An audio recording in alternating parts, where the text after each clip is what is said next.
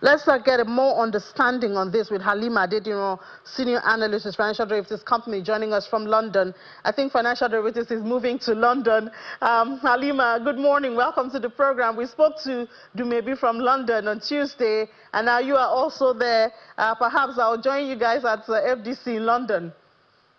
Okay, good morning. We'll be expecting you. Thank you for having me. Great, good to have you. So we saw the numbers expectedly, but FDC did project a higher number than this 15.8, about that. Well, we saw the number at 15.38. Where did the FDC miss it? Oh, well, so we won't say FDC missed it. The thing is, the items being collected by the MBS is more encompassing, let me put it that way, compared to our numbers. So the most important thing is the direction of the change or the movement, which is very important. We see an upsurge, and our what is it called? Our data also showed that there will be an upsurge. So that is what is very important. The difference is not really significant in this respect. So let's go to the headline inflation first before we move to other indices. The headline inflation increased, so also other indices. We also saw an upsurge. And this is just trying to signal that not only the internal vulnerability is affecting price pressure in Nigeria, the global shock is also really weighing down on what we see as the movement in prices and the economy. And so these are driven by so many factors, especially food supply constraints, exchange rate pressure, global spillover, and even energy and transportation costs. And if we look at Nigeria's inflation, we'll say that it remains majorly a component of food inflation.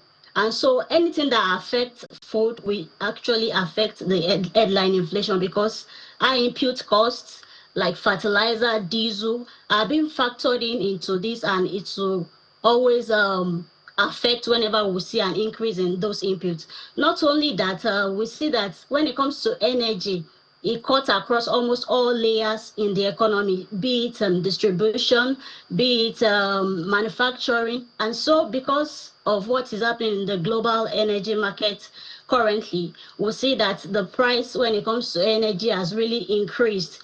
And so this is filtering into prices also in the domestic market. And also the exchange rate, though we have a moderation, but the volatility is still there, though it is moderated. So it will definitely affect prices too, because Nigeria is still dependent on imports, whether we like it or not. And so because the currency is weak, we always see this impact too on prices. And so what are the implications of this when it comes to price movement? There are various implications to households, to financial sector impacts, to monetary policies, and even economic growth. But let's look at the pressure on the household. Given this figure, we'll see that going forward, household might want to imbibe what we call the use of scale of preference by picking the commodity that is most essential to purchase. We might see a drop in volume of purchase, and we might also see that the low income men are disproportionately affected, because most of their income goes into food and transport. Not only that, when we look at the financial sector, we'll see that there will be reduction in credit creation and credit risk. And so the performance of the percentage of non-performing loan might increase over time. Also, in all of this, the question is not really what is going to be the inflation number in the coming months. Is it going to go up or go down? That's not actually the question, because we can see that once the global tension is still there, it will affect the domestic markets. However, the question should be that what is how will the what is it called now, government policies or structural reforms quickly reduce Nigeria's global sensitivity when it comes to energy, when it comes to agricultural sector, and even forex market. And so that is what we should look at, because the global tensions, the global happenings will always be there. But how quickly can our structural reforms arrest these things so that our sensitivity to the impact will be reduced to the barest minimum? So I think that should be the bone of contention for Nigeria. Well, yeah, thank you for, bringing that perspective to it. But there's also a difference that I would like for you to please explain to us, which is the food inflation. One would have thought, even as you have said, energy cost, transportation is supposed to feed into food naturally. But month on month, we saw a reduction in food inflation. What drove that? So by our calculation and what we observed in the market, one is that there is low sales and there's customer resistance.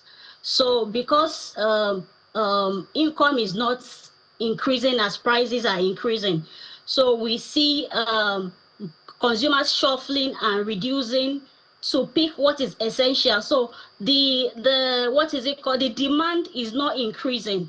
And so that is why we say that the price, when it comes to food inflation, is not really increasing as we expected. And not only that, we should remember there that government is trying to do some other things to buffer when food supply, like the reduction in the tariffs and all. So the market is expecting that those things will increase supply of food and other staples. And so that is given like how can I put it, an expectation that the price pressure might not increase as expected because of those policies that are put in place. So I think for one is customer resistance. Two, the policies being put in place that is reducing the expectation of price pressure in the nearest months. All right. All right, Halima, thank you so much for helping us to understand that. Halima Adedinran is the senior analyst at Financial Derivatives Company. Thank you and enjoy the rest of your day. Thank you for having me.